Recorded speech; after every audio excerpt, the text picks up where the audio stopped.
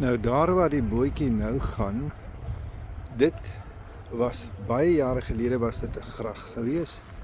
Toe is dit droog gelê en hulle het 'n snelweg het hier verby gedreun.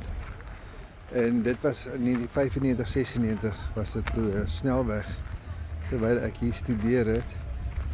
En dit is seker nou so 5, 6 jaar gelede wat hulle die grag herstel het en die pad toegemaak het en nou is dit weer 'n kanaal, 'n grag.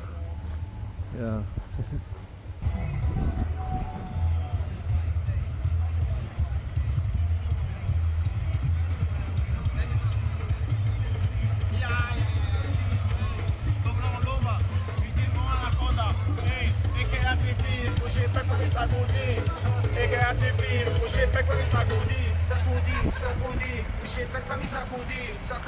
Silly! Hey! Enrique!